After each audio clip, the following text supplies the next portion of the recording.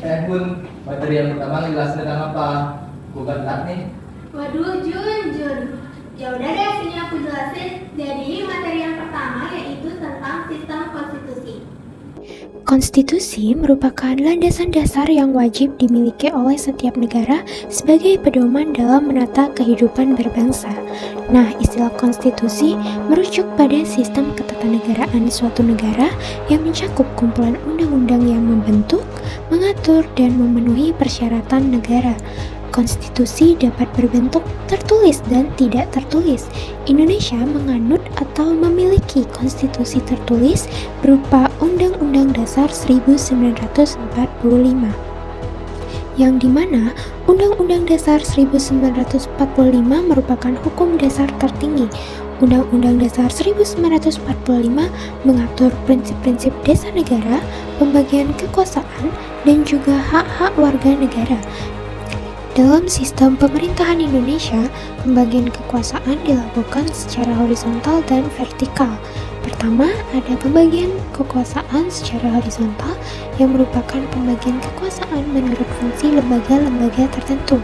Kekuasaan horizontal ini dibagi menjadi dua tingkat, yaitu pembagian kekuasaan horizontal di tingkat pusat yang dibagi menjadi 6 kekuasaan, yaitu kekuasaan konstitutif, kekuasaan eksekutif, kekuasaan legislatif, kekuasaan yudikatif, kekuasaan eksaminatif, dan kekuasaan moneter.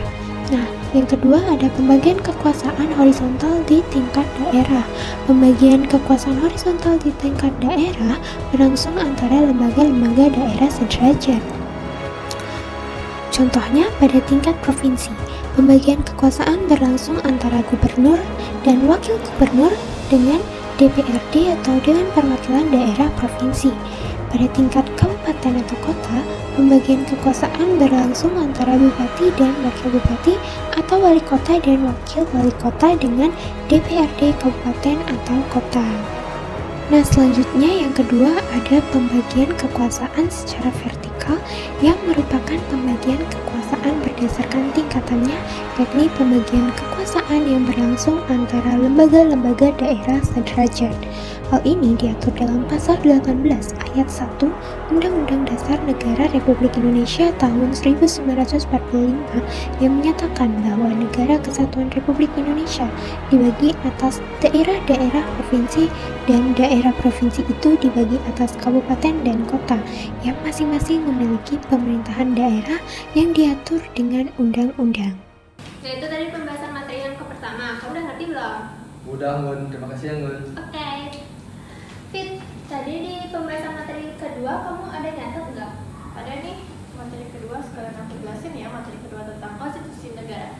Konstitusi itu bukan hanya sumber hukum tertinggi di bidang hukum, tapi juga di bidang etika.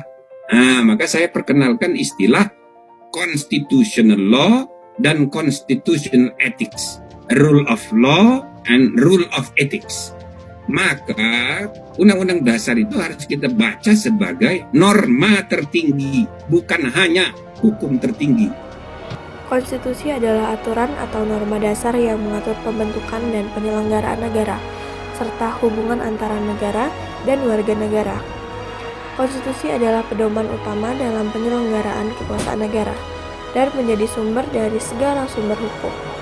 Secara umum, konstitusi berfungsi sebagai rambu-rambu dalam mengatur pemerintahan, baik mengenai lembaga-lembaga negara, proses pembentukan kebijakan, pelaksanaan kekuasaan, hingga perlindungan terhadap hak-hak asasi warga negara. Konstitusi negara memiliki dua aspek utama, yaitu aspek hukum dan aspek politik. Dari aspek hukum, konstitusi menetapkan norma-norma dasar yang bersifat mengikat dan memiliki kekuatan hukum tertinggi. Dari aspek politik, konstitusi menentukan bagaimana kekuasaan dibagi dan dijalankan dalam suatu negara, serta mencerminkan ideologi dan cita-cita politik bangsa tersebut.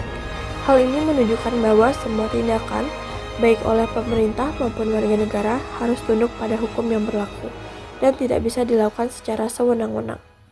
Nah, jadi itu aja penjelasan dari materi yang kedua yang membahas tentang konstitusi negara. Jun, kamu ada materi ketiga nggak? Ada nih, Fit. Materi yang ketiga, UUD 1945 sebagai konstitusi negara. Undang-Undang Dasar 1945 sebagai Konstitusi Negara Republik Indonesia adalah konstitusi tertulis yang menjadi dasar hukum tertinggi di Indonesia. Undang-Undang Dasar 1945 mengatur struktur negara, tugas dan wewenang lembaga negara, serta hak dan kewajiban warga negara. Sebagai konstitusi, Undang-Undang Dasar 1945 memiliki kedudukan tertinggi dalam hierarki peraturan perundang-undangan di Indonesia. Artinya, semua undang-undang, peraturan pemerintah, peraturan daerah, dan kebijakan lainnya harus sesuai dan tidak bertentangan dengan Undang-Undang Dasar 1945. Implementasi dari pasal-pasal Undang-Undang Dasar 1945 dapat dilihat secara nyata dalam berbagai aspek kehidupan bernegara. Sebagai contoh, Pasal 1 ayat 3 yang menyatakan bahwa negara Indonesia adalah negara hukum, terjamin dalam penyelenggaraan pemilihan umum. Setiap tahapan pemilu dijalankan berdasarkan hukum yang berlaku, dan jika terjadi sengketa hasil pemilu, penyelesaian dilakukan melalui Mahkamah Konstitusi. Hal ini menunjukkan bahwa semua tindakan, baik oleh pemerintah maupun warga negara, harus tunduk bahwa hukum yang berlaku dan tidak bisa dilakukan secara sewenang-wenang. Jadi materi terakhir kita bahas bareng-bareng ya. Jadi pada materi terakhir yaitu sistem politik dan ketatanegaraan Indonesia. Sistem politik dan ketatanegaraan Indonesia merupakan wujud dari pelaksanaan prinsip-prinsip demokrasi yang berlandaskan pada nilai-nilai Pancasila dan ketentuan yang diatur dalam Undang-Undang Dasar Negara Republik Indonesia tahun 1945. Sebagai dasar negara, Pancasila menjadi pedoman utama dalam penyelenggaraan pemerintahan, di mana setiap kebijakan dan peraturan yang dibuat harus mencerminkan nilai-nilai ketuhanan, kemanusiaan, persatuan, musyawarah, dan keadilan sosial.